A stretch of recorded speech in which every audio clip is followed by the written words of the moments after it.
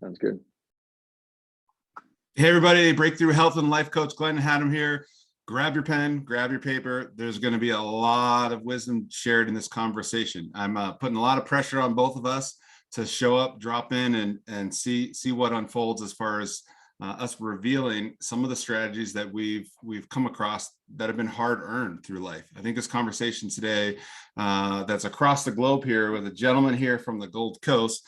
I've got a lot of I would say a lot of potent pieces that really intersect with this gentleman here, Lewis Schenk, who in my experience is someone that's out trying to support coaches like myself, other business owners, with getting their message out in a very tightened up, succinct fashion so that audiences can grasp quickly, is this person the person I'm meant to be working with that can really help me with this challenge that I'm having that's maybe not my passion, and maybe they can get me excited about it and they can provide a sense of freedom and abundance in this area that's been dark, that's been an area that's been an elusive target. The gentleman I have here today is someone that is going to bring a lot of precision. That's why I say grab a pen and paper, because there's going to be a lot of precision here in what you need to be thinking about as a business owner. And all business owners know this, you can have 99% of things going right, but if you drop the ball on 1%, which for a lot of us has a lot to do with, is the message and the communication effectively getting to the customer. That's whether it's a customer that is a prospect coming in, or it's someone that you're serving currently that maybe isn't quite sure about what the markers are for the value they're receiving, and that needs to be also in front and center with them on a regular basis, so that they want to continue to work with you and continue to achieve the goals that you as a business owner are like, well, I want to provide this service to my audience and help them be successful. That's why we have businesses. It's like there's a need, and we got to figure out how to transport the vehicle that's going to help them not just scratch the itch, not just poke at that's 100-headed dragon, but actually get real results that are not just immediate, because a lot of us are like, I needed these results yesterday, but results in a sustainable fashion. And we're going to talk a lot about that today, about how to accomplish challenging goals, overcoming those obstacles, and creating a sustainable platform from which to continue to build, continue to invest in your business in a way that grows your business from a financial standpoint, but grows you from another dimension internally that gets exuded out in all the marketing paraphernalia, all the different things that you're doing to try to reach your audience. Again, communicate effectively with your audience. Is this the person or the organization that I want to trust to deliver me a great deal of trusted satisfaction? Because I'm only going to invest these days. I'm only going to invest in things that I know are going to work, and I'm going to do my research. And so that's where we're going to start the conversation today, and maybe share a little bit about that's a lot in that, but maybe share what you're up to in the world so people can kind of get clear as far as what you do magically, and that's also intelligently formulated behind the scenes. Mm-hmm. Yeah. Well, thanks so much for having me here. It's a pleasure. But yeah, like you mentioned a key thing there on trust, right? Like these days, like trust is at an all-time low and competition is at an all-time high. So it's like, how can we really break through that and kind of bridge the gap on that? And so what we look to do is really give our clients brands, personal brands, business brands, an unfair advantage in the marketplace, right? How do we do that? Well, we blueprint what the most successful brands in the marketplace do. Like, Gary Vee, Grant Cardone, all these massive people, they have a huge audience. They have a PR and media presence that's unrivaled. If you think of any publication, they've probably been in it.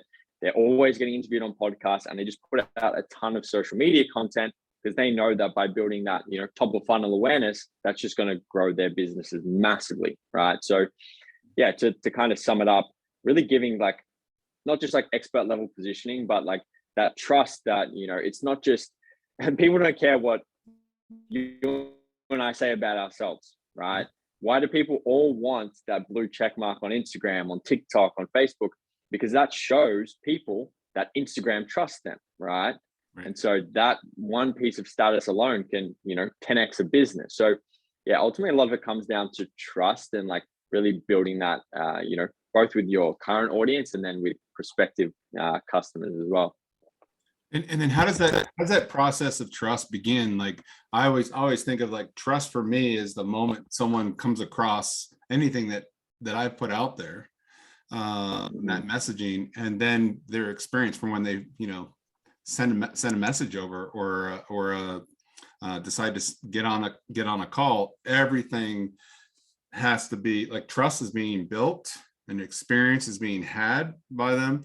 And so how would you say, when you think of like branding and marketing, like it all starts out here, but then the arrival of someone that's inquisitive to go possibly take a step further, what are you thinking of when you think of like what's being put out there and the next steps? Like maybe share a little bit about this process of building trust. Yeah, definitely. That's in a world where like, definitely, we think of like the car salesman who sells you the car, and then now you're dealing with, the shop in the back that's going to just jack you up on all kinds of services in the shop. You're like, oh, I thought I just was done here, and that guy took off, and now like I'm getting sold another bag of goods. What's important in this day and age, and what does that process look like for you guys that you kind of hold real steady with the integrity of that? Yeah, good question. So I think like the quickest like shortcut or hack to trust is through story, right? Story is the most powerful form of communication, and it's such a powerful way to create an emotional connection, with your audience, with your customers. And like by helping clients get clear on their story, like it's funny, I was actually reading through some testimonials last night, and one of them, the lady was like, I've never had so much clarity on my messaging and my story, but it really like, I'm sure you could relate. You've seen, someone share their personal story, and like just by hearing it, you feel those emotions, and like you almost kind of live that experience. And then just through that, you build that connection with them. So, getting really clear on the messaging and like how you actually communicate with your audience. Like if I was to sit here and just spit 100 facts at you, you might learn like a thing or two, but you're not really going to feel anything. But if I told you a story about how I did X thing and it helped me achieve X result, and then from there you got those like, tactics or tips, that's going to be like way more powerful, both from like a learning perspective and also like a connection standpoint too. Yeah, I was very fortunate to see Zig Ziglar. I don't know if you're familiar, the audience is familiar with him, but incredible salesman, but incredible storyteller. And when he was losing his memory back in the days, he was on stage and his son would give him a couple words to cue up that story he had told 1,000 times. And through that powerful story, I mean, I think often, we want to shortcut things and just spit out those facts. But through that story or sharing that visceral experience, that someone say, wow, I can really feel myself in that hero's journey or that story. That's a way to, like you said, to connect with the audience in a way that's like, hey, I could see myself here. I can, there's this almost, like foreshadowing that, hey, I'm going to be probably working in this, I'm going to be moving further along this path here because of that story, that engaging story that pulled me in and is now in some mysterious way bringing me to the next place. Yeah, exactly. And like the simplest, like, I guess not quote, but it's like facts tell, stories sell. And so, selling people on trust, like you got to have trust before you can even, do business with someone. So really telling people that you're that person, and yeah, really finding your tribe through that. Yeah. And so with the, when I think of like, I think of like Nike commercials, just do it. And they show the person, doing whatever sport or activity or trying to get to the playground. There's this story, it's not like they're listing off all these facts, but we know like the facts was like, there's a lot of talented people that are part of that brand. And so how do you communicate both of these things effectively, and at what stage and at what place, from I guess the lure in, so that someone who's like, okay, I'm emotionally drawn to this feels like a very compelling story, and now I just need some facts now to support my decision-making process to do whatever that next step is that's being asked, that simple step. And we're at a time where the ask has to be very not too many hurdles, or blocks, can make it difficult for the customer these days. The customer likes to shop at 2 a.m, not be interrupted. They want to do it on their time, their pace, their way. For a world where the buyer is driving our way of creating, how do you go about that? Like what comes into the thought process in your creative work with your team in producing a very successful brand awareness, but also call to action that's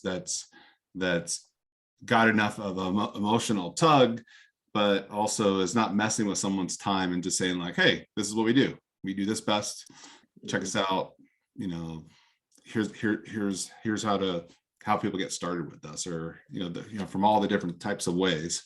Maybe share a little bit about what you've experienced with some of the clients you've worked with and what you've done, how to kind of rewrite those stories or scripts to kind of, this is going to work, for this. Okay.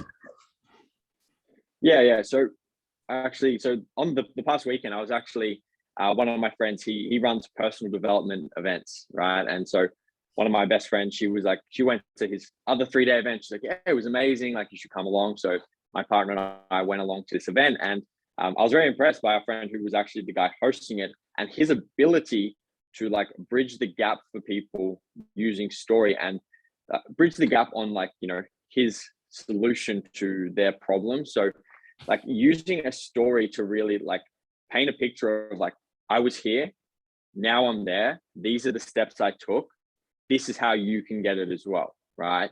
So he told a story about how he went to like a Tony Robbins event or something, and like literally chose to invest. Like he literally went into debt to invest in Tony Robbins like thing, right? But from doing that, it took him to the next level, which then he made like a ton more money and hit the 6-figure mark and whatever. Isn't that? And so he used that exact story on. Isn't that always the case though? Like go. Like you've got to like have that discomforting credit card investment of like, this is a stretch for me. Here's what I know I can afford. Here's what I'm planning to do. And then you get introduced to something that's outside your box, outside your realm. And it requires, like you got to earn your way in. It's like, oh, this is going to sting a little, but I'm going to become somebody different. I'm going to access a part of myself that if it was a cheap ticket, I wouldn't have to step up. It's like that pain, like there has to be a little bit of discomfort. I found when I've hired incredible coaches, it's like, oh, well, I guess when, I ask clients to invest in me and it's a big chunk, I've gone through that fire myself, where it's like, oh, this is, but I know somehow inside myself, I think you have to do it yourself first, right? Say again. You have to do it yourself first, right? You have to like, I believe that you have to, before people invest in you, you have to invest in yourself, right? There's a lot of people out there trying to get people to invest in them, but when they don't invest in themselves, it's very incongruent, right? Totally. Like what would be like something that maybe you can recall as an experience that was very pivotal for you? I think there've probably been a bazillion of them, but to get to where you're at now in your career, but there's probably one or two that kind of really stand out that you're like, oh, there was one that immediately jumped to mind as soon as you said uncomfortable, because so end of 2020, around the end of 2020 anyway, I'd made some pretty decent money that year, and I really wanted to reward myself with a new car. So I actually, I've told this story a few times, but I had this like, beat up red Mazda, air conditioning didn't work. And like, I was driving around in the summer, and it was like let's say like a 95-degree Fahrenheit day. And I just remember sitting in this car. It was a 5-minute drive, and I was drenched in sweat. And I told my friend, I'm like, next summer, I will not be driving this car. Like I made a commitment. There is no freaking way. And anyway, I set a goal of the car that I wanted, which was a bit of a stretch from where I was at the very start of the year. But anyway, got the business up and running, started making some pretty decent money. And I think it was the day after my birthday, I actually bought myself the car that I really wanted. And so I had planned to finance the car, and the bank had said, yep, all good, no problem. Then like literally I'd already paid the deposit for the car, and then the bank called me and said, oh yeah, actually we can't finance the car for you anymore. And I'm like, thinking, like this is not good. So then I basically had to drop a massive chunk of cash onto the car. And then I think it would have been less than a week later, I had a call scheduled to like invest into this guy's like mentorship program. And it was a little bit more expensive than I thought too. And like, I remember being on the phone, I was like, the guy told me the price. I'm like, I really want to do this. And I'm like, this is going to be a stretch. Like, I went from having like a good amount of money, and obviously like in hindsight, it was such a dumb thing to spend all that money on a car, but I don't regret it. Like I wouldn't go and do that whole thing again now, knowing what I know. But yeah, like I was incredibly uncomfortable investing in that. But then from one piece of information I got from the guy on our very first onboarding call, I literally doubled the business's revenue the next month.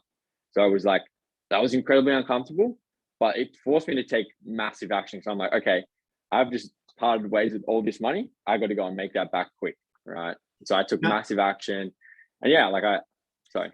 No, now there's a piece here that I hear when we go back to trust. So there's a trust of like, this guy has this trustworthy thing that you're gonna invest in, but here you are, you're being tested by some elements here that are contributing to you trusting yourself. And like that, it's almost like what a horrible going through it. Like you said, I don't want to go through one of those again. But what a beautiful thing to have the bank, let you down in the middle of like, I've built up, I've made this commitment, I'm doing this thing, and I'm all in. I'm like, I'm just gonna have to take this painful hit, and then I really want to do this. Invest in my betterment and my growth because I've got the ride now, and now I got to be the guy that's in the ride that that's ride or die has showed up. And there's this trust piece that I feel like it's just with like, even with clients that come to work with me, and probably yourself too, it's like there is this process that if you made it too easy, one there, like you said, you got your value in just that one call. When we're in this service type of business here, clients get tenfold their investment in because they're going to be working and evolving and transforming. They're going to be going after their goals and objectives, but there's all this other stuff that happens in this process. And I think that fire is really critical, because before you even like got on the call, like you kind of almost project onto this program that you were going to do, like, I want to do this thing's going to work, it's going to give me value, it's happening, it's done, like this is going to be like some magic sauce. And then bam, of course it was, but all your nerves are going like, oh man, what if this doesn't, like what if I just made a dumb move, all that stuff's still there, live and active in your mind, contrasting your decision making. But like what I'm really appreciating that, because I've been in these experiences numerous times where it's like, I'm either going to be the smartest guy or the dumbest guy. And it's like, and somehow there's like this thing moving through you that's like, I have to go to the next level here. I can't stay the guy in the Mazda. I can't, like, I gotta, and this is probably led, I'm assuming, maybe you can share, but like to the next level of rolling the dice. Now you're in a bigger game now. And that, right, that's kind of was like, boom, that happened, you double the money, but now the stakes are getting higher, but you're a different guy now. It's like you got your cojones, and you're like, I'm ready to now bring that wish list up another notch. So what started happening from there? What did you witness, experiencing that stood out from that kind of portal that you went through?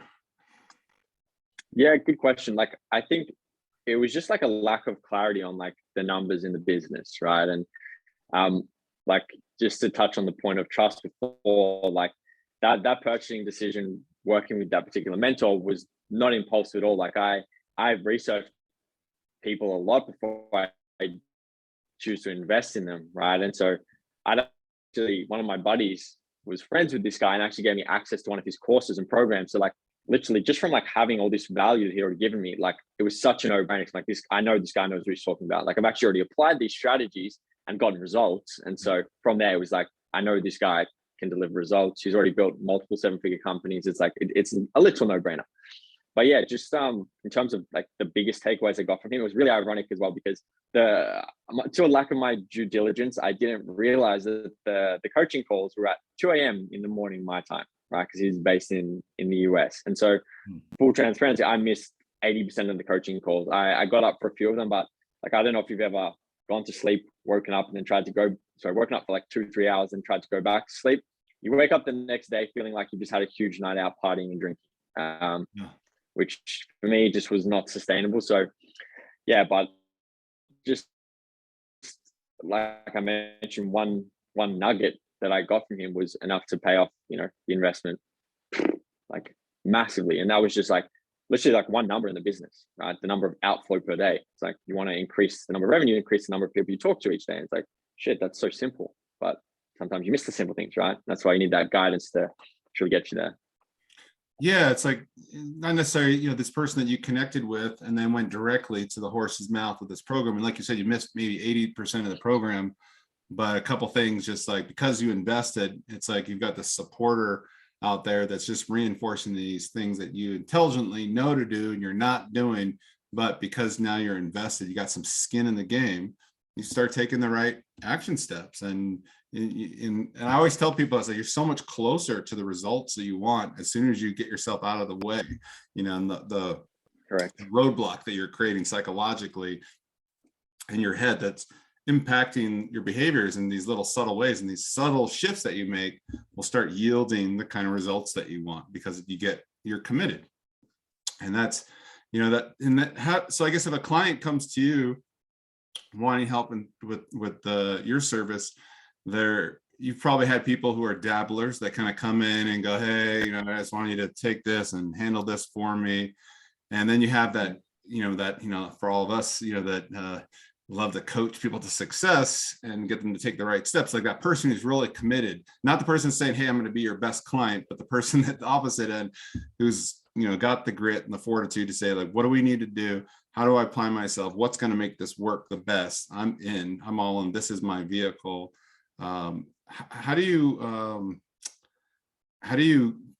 I guess in your screening process, engaging when you try to gauge who am I going to be a highest service to, and who I should just tell them, hey, I don't think we're a great fit. Because I often have to turn people away, quite a bit of folks, and say, hey, I don't think I can help you right now. Come back and see me in 6 months, a year from now.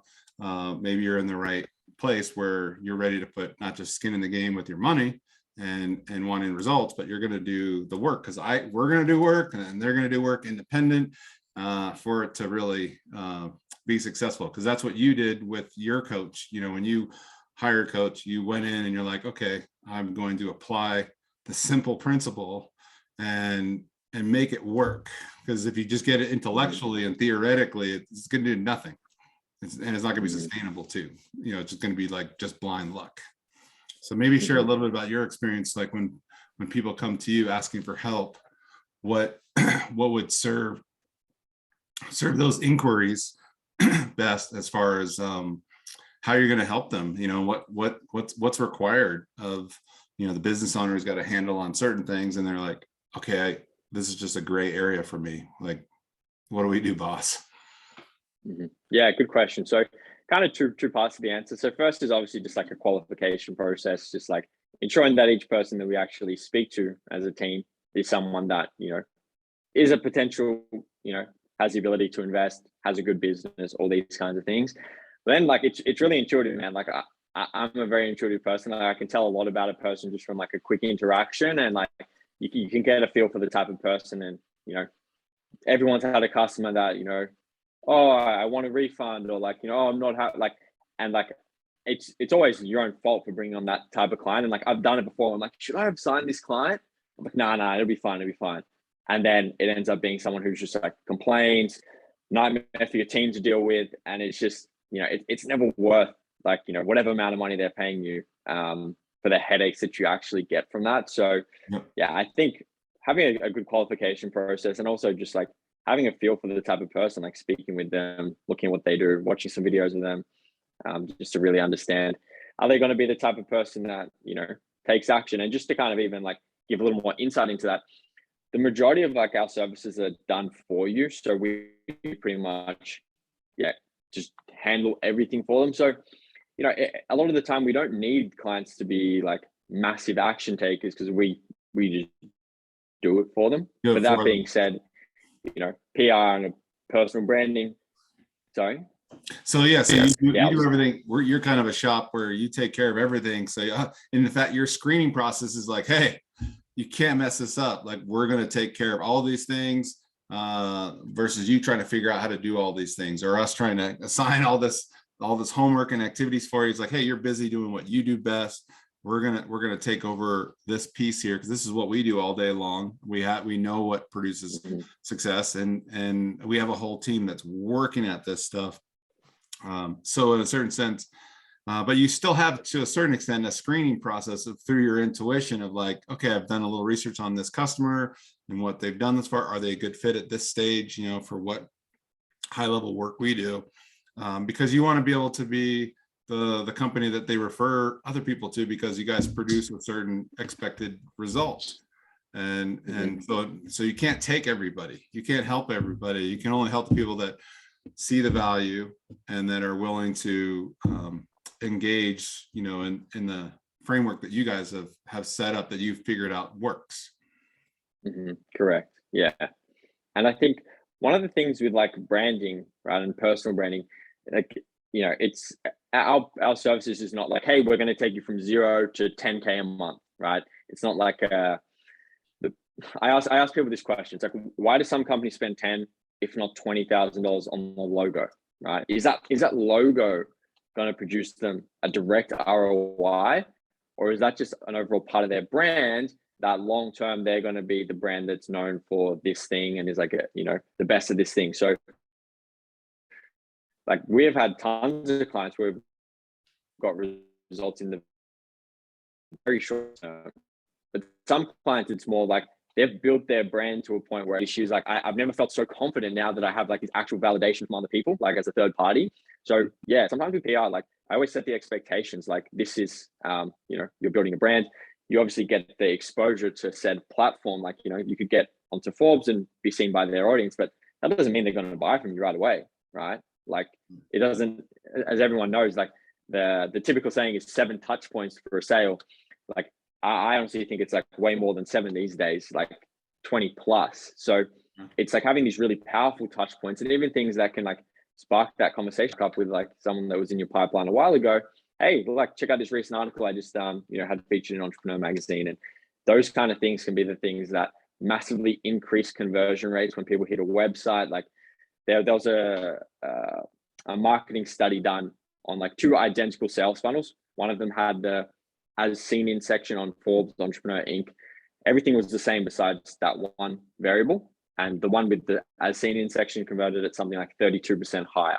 So all these little elements of like, you know, the brands that kind of compound into both short-term and long-term stuff. But I'll never tell people like, you know, PR won't fix a broken sales process. If you know, don't know how to actually get a customer, just getting like, you know, featured in an article and all this other stuff, it doesn't fix all those problems. It's not a band-aid. It's a part of that overarching strategy, right? Yeah. So it's taking that business owner who's, you know, they're doing their marketing, maybe they're running ads. It's like, hey, look, these are short-term things. When you run an ad, it's like, hey, that's good for right now, and that's all it did for you. And now you got to spend more, and that's great. And you're gonna get leads and revenue coming from that. But if you're thinking, just like, you know, I've been a fitness coach for a number of years, and you know, getting people to buy in on lifestyle. Maybe they came in initially for a diet, which is a short-term strategy and only works short-term. You know, that playing the long game, you know, clients would shifting them to a lifestyle. So the same thing in business. When you look at your marketing strategy, you can have some short-term tools that work really effectively, but you also have to be playing the long game. And the long game, maybe you might, is this hitting right where The long game is more like you get the bases loaded with these base hits of these publications, and then at a certain point you keep hitting base hits, like you keep start getting these home runs start just coming in one by, like, oh, one came from over here, one came from over here, like, oh, wow, you're in Forbes or Entrepreneur Magazine or Inc. But also that's those pieces are also sitting out there with all your other SEO pieces as well. So you're starting to create a web where people who are looking for certain things, not just keywords, but looking for services in those directions, they're going to find you much easier. And you're going to be reinforced with that credibility piece that, in my experience, it helps. It helps. It helps. Oh, 100%. And in this day and age, like you said, trust is down. So you got to just kind of build those trust pieces. And like you said, it's not 7 hits like it used to be, like, okay, I'm just going to get this person in my automated email campaign, and then they're going to get, that doesn't work anymore. There needs to be more points of contact and touches from a variety of different avenues. So I know for me, Correct. different podcasts, my 1% podcast we're on here. I have my Coachable Coach series, and I have, my 50,000 followers on Instagram, and I have my YouTube channel, and I have all these different things here. And when someone, like I said, in the middle of the night is kind of coming across that thing again, and they're like, all right, I need someone to help me, lose weight or increase my revenue. How am I showing up with different stories out there, different access points that say, hey, this person here is knowledgeable and experienced and someone I'd want to work with. And he's doing it in a little bit creative, different way than what I'm seeing the old school traditional way. So the market's changing, constantly changing online. So what do you foresee is like the new age? Like, if you were to kind of be telling the future, like, what do you see as happening? Because you're in the market studying these little subtle behavioral changes with the customers, and coming out of the COVID period and into this next stage, what are you witnessing that is happening that business owners need to kind of get on the bandwagon with? We were talking earlier about just video is a real important tool to be used, underutilized, and those that are capitalizing on it are crushing it. Yeah, well, that's exactly it. I was going to say, like, right now, and at least for the next 12 months, I think short form video is just going to continue to dominate, and the businesses and like entrepreneurs that aren't doing that are just going to fall behind, because there's, you can put up a post on Instagram and, it might get seen by 3% of your audience, right? Which is nothing, right? Then if you post the reel, it can get pushed out to tens of thousands of different people. TikTok, same thing. YouTube Shorts, same thing. Like, basically all the algorithms right now are geared towards that, and it might not stay like that forever, but TikTok surpassed YouTube in total watch time last year. So it's like all of them are trying to keep up with like what's working. And for the foreseeable future, it's that. And I think no matter what industry you're in, like, it's way more beneficial for you to consume a piece of video content where you can actually hear the person, get an intuitive feel for them, versus just seeing like just a kind of photo of them, right? So definitely short term that. I think things change so fast. Like, we could have this conversation in 3 months, it could be vastly different, but in the short term, it's definitely that. Yeah. Well, question for you around this, like, so how does that, I guess, the business owner goes to someone like yourself to help them stay current with current strategies and making those modifications? Because as like, like TikTok is like, how long are the videos? They're only like, they're very, well, they can actually go up to 10. They can go up to 10 minutes now. Up to 10 minutes. Yeah, so you can do a 2-second one, but typically the sweet spot's like between 15 to 45 seconds. 15 to 45 seconds. So how do you tell a story or get your brand out there, or have enough of a hook to have someone go, what the heck's that, and somehow end up down your funnel, like that? Yeah, the hook is the most important part, right? Like, if you don't capture the attention in the first 2 to 3 seconds, then they're just going to keep scrolling. But the real secret sauce is really having the value. Like, you tease them, right? You say, this crazy thing will be able to 10x your business. And the way they're really, really good creators. So like I have a couple of friends that kind of consult with me, and I'm actually going to get them to start consulting for like our clients, like because they've got 1 million, 1.4 million, another guy's got 4 million. So they know what they're doing when it comes to like TikTok. And so one of them I observed, he has like really, really good call to actions structured like in like the first third of the video, right? So basically what he'll do is he'll say, okay, one example I can think of was he's like, how much money does Logan Paul make? And then he goes, before I get into this, you have no idea how crazy blah, blah, blah is. And so people really want that piece of information. How much does Logan make? And he just uses these different strategies throughout to keep them retained and engaged. And at the end, he goes, Logan Paul makes $100 million, right? And so just using these different like strategies in like the start and like the mid parts of the video to really keep people engaged. You need that golden nugget to be right at the end, so they hang around to actually watch that, right?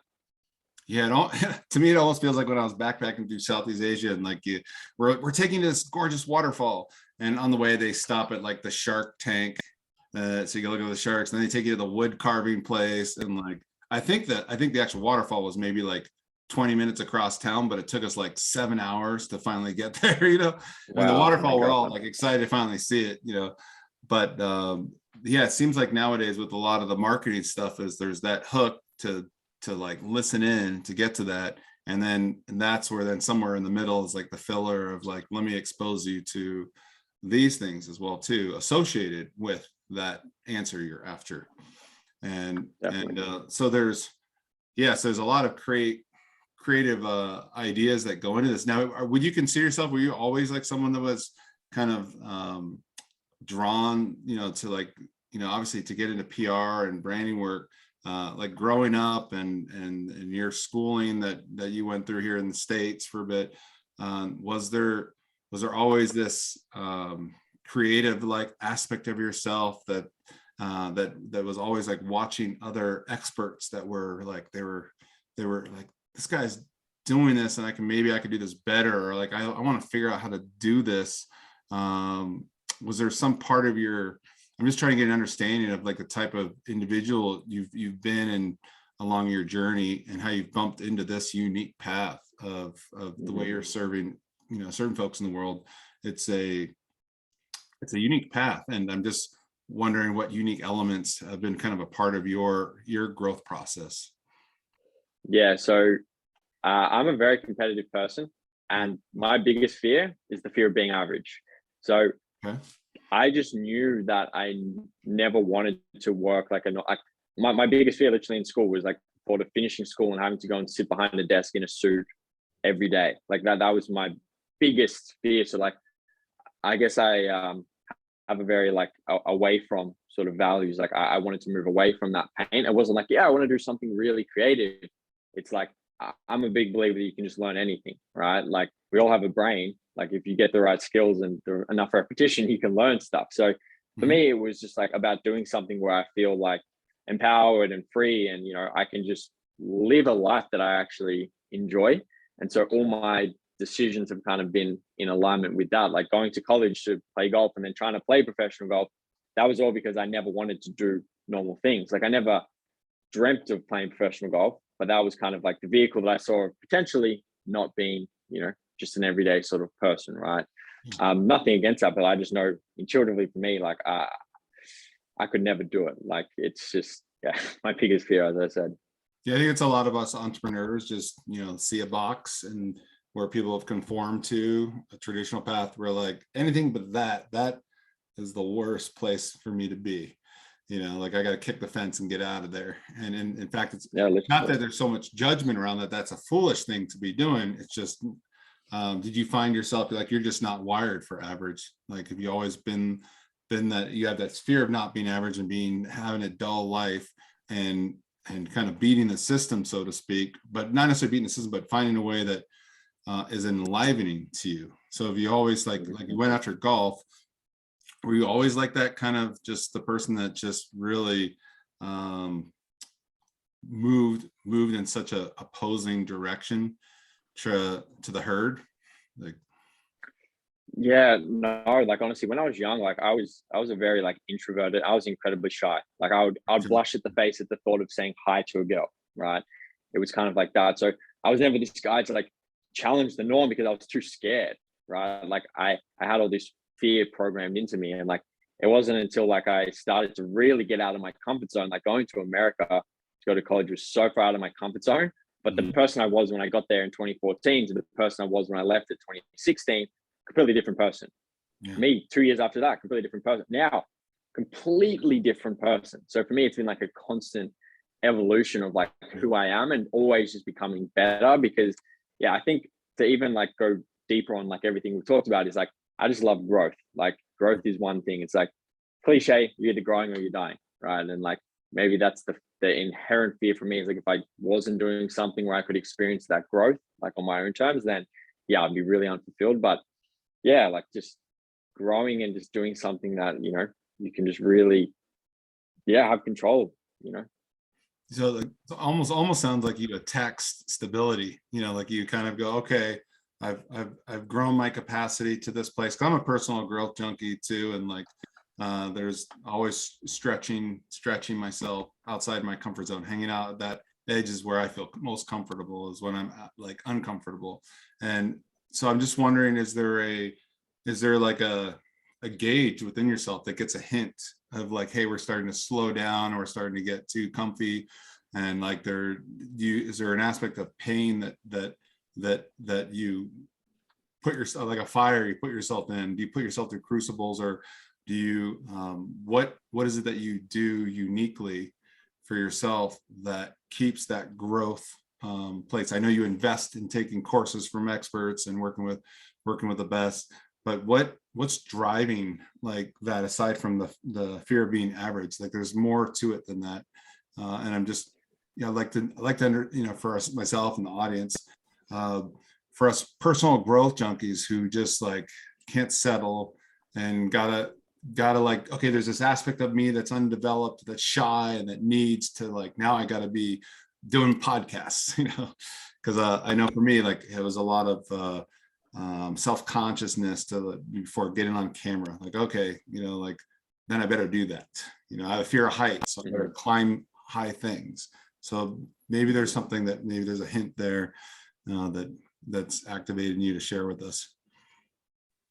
Yeah, well, I think I learned that like, you know, it's not about achieving the goals, it's about the person you become on the pursuit of achieving those goals. And so it was always like, you know, I was never I hated reading books because of school. Like they make you read To Kill a Mockingbird. Like, you know, I don't care what that book says, you know, versus like when I actually read my first ever book about like, it was called Positivity by Barbara Fredrickson.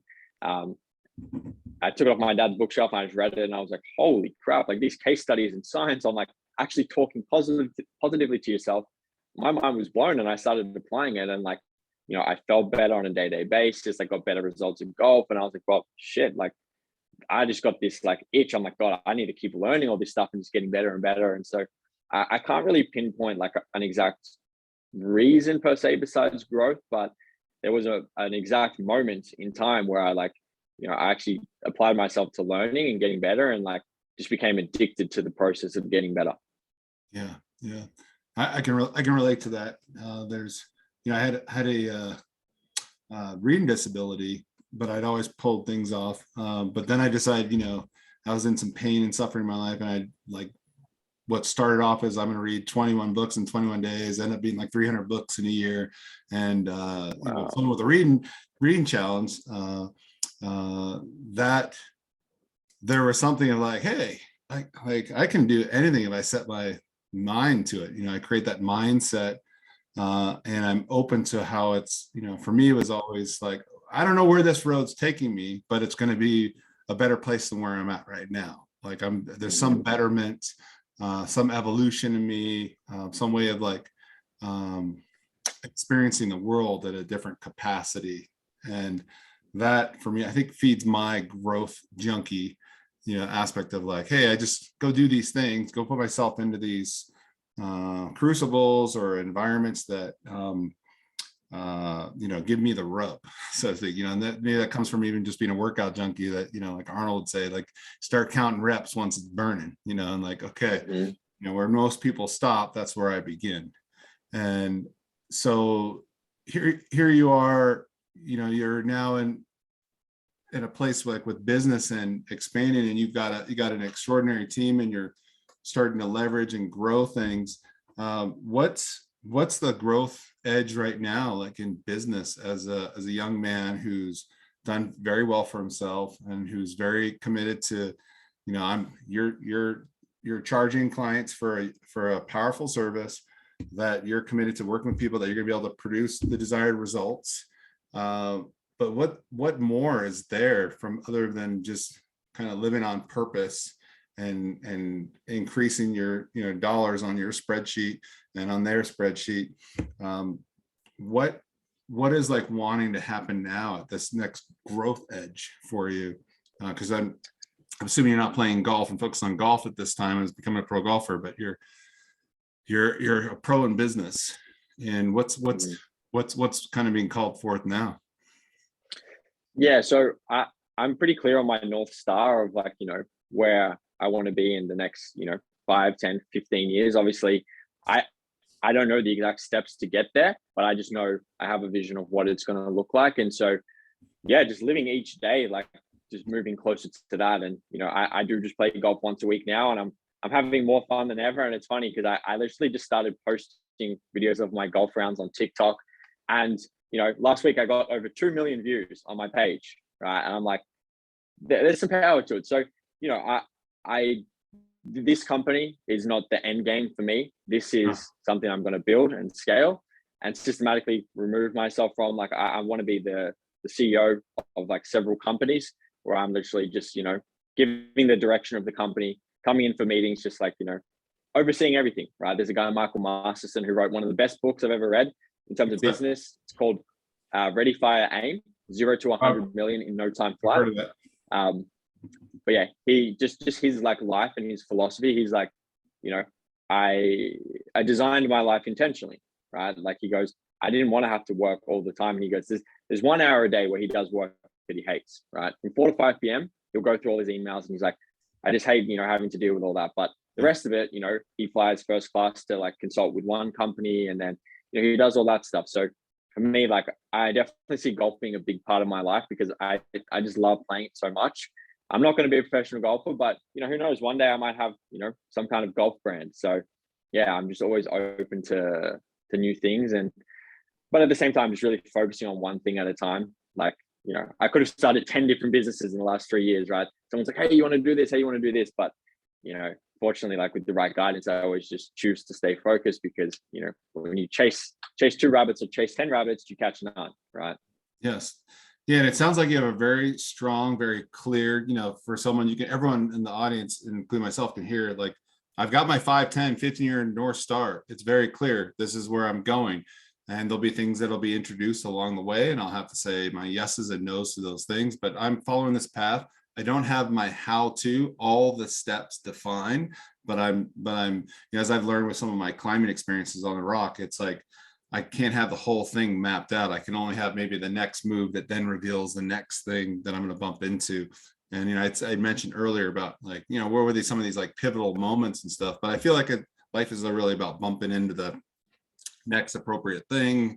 You're fueled with the skills and the mindset to take on the next thing, but the whole how to is not laid out, and we have to trust that and let go of trying to control and manipulate that so that life can occur. You can be present to what's unfolding and take advantage of these opportunities that pop up. That are they in alignment with where I'm going with my North Star, or is this something that's going to take me and then off and I'm going to start chasing bunnies? So correct. Yeah, I think it would be boring as well if you knew exactly how your life is going to look. Like, if someone told me, yeah, over the next 10 years, every day you're going to like, yeah, we crave uncertainty, right? As Tony Robbins says, uncertainty is one of our human needs. And so I think by being rigid on the outcome, but flexible on the approach, that's kind of the path that I've always taken since I went down this path, if you will. It's worked out pretty good so far. And like, I truly believe that it will continue to work out as long as, I put in the work. Yeah, obviously don't get comfortable, and yeah, just always keep doing good things, I guess. You consider yourself someone that you set your mind on something, you achieve it most of the time, I, or? yeah, most of the time, but obviously there's some goals that are out of your control, right? Like if I set a clear intention of like, I'm going to do this, I will do this, right? But sometimes if I'm like, hey, I'm going to set like this revenue goal for this quarter or this month, we don't have the full control of that. We can control the process and like hitting those numbers, but in terms of the outcome, sometimes they're out of our control. So yeah, I'll miss a ton of goals, and I think it's actually a good thing, right? You obviously want to have those goals that you hit to build self-esteem, to build momentum, but if you hit every single goal you set, then the goals are just too low. Yeah. So in a certain sense, you kind of have these like balloon goals that you let them breathe a life of their own. You kind of free them out, and then you're focusing on like your flexible approach of what you're doing and what's happening right now in your present, so you can make smart decisions in the moment to what's actually happening. And so in a certain sense, there's a rigidness to like the casting out of these, edgy, challenging, not far-fetched, but challenging goals and outcomes that you want to experience. But then, it's like, okay, now let me be here and let me be flexible with my approach of what's spinning right now, and being more mindful and attentive to what's really supposed to be happening, that even though it seems like you're going maybe this way is a necessary piece of this, outcome, desired outcome. I think, that's probably the potent piece of the call today, is just, being rigid on your outcome, flexible on approach, using your words there. I think for a lot of us, entrepreneurs, business owners, coaches, people that are in professions where we're required to kind of load up your ammo for the day and see what happens. I think that's a valuable guidance for a lot of us. At least hits home for me. I just appreciate having you here today, just speaking with our audience. If folks want to get a hold of you, what are some of the highlighted services that you're offering these days? Where would they find you? What would be the best way for them to, in a certain sense, stalk you in the late hours and then reach out and make a connection, with you or your team? Yeah, for sure. So Instagram's probably best. My handle is just Lewis Schenk. TikTok as well. You can watch all my videos and stuff there. But yeah, like speaking of all like the content and stuff, if anyone listening, I literally just wrote a PDF 2 days ago on how I create over 20 pieces of content in less than 90 minutes a week. So if anyone wants that guide so they can start pumping out more content, then just send me a DM and I'll send it over. Great. I think that's an awesome offer. Well, I just want to say thank you, bro. Just great having you here, hanging out, just sharing some of the, the science and intelligence you've built along the way. And obviously, you spit it in a very simplified, intelligent way, but I know it's hard-earned wisdom along the journey. And I think for our audience that is, working hard to try to get things right in their particular industry, it's always helpful to have folks like yourself who reinforce, some things that they know they need to be on top of. And so it's very hard to stay on top of everything. And so it's really great to have resources like yourself that they can reach out to and connect and form a really, great connection. And if it's a great fit, get some support in the areas that are kind of, like my experiences, these can be kind of gray zones where it's like, I get it intellectually, I understand it, I've even studied this, I've watched all the propaganda from other services out there, but making a connection with someone that I can trust to invest and do the work in, that's a delight when you kind of land with somebody. We all know this as business owners, when you get a really great person working for you, or a vendor that you get to work with that helps support you, it's gold. So I think, reach out to this young man on the Gold Coast. I hate to say like things like brand wizard, but I think you would be someone that people could really drop in and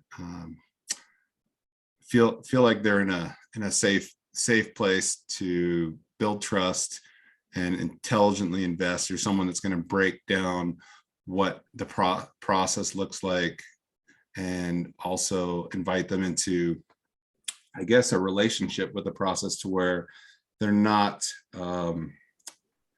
losing control. They're very involved with the decisions that they're making and why they're making the decisions, and where they're, in a certain sense, passing the buck to an expert to help take certain pieces off their plate.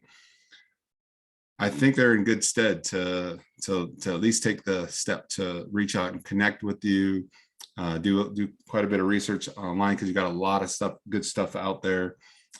So I give my endorsement of reaching out to you and starting that connection, and see where that trust can be built, and opportunity to have a very uplifting experience. So thanks so much, Ben. I really appreciate the kind words, and it's been a great chat. Pleasure speaking with you. Yeah, absolutely. And thank everybody for listening in, and just tune in for the next episode, and we'll see you guys soon.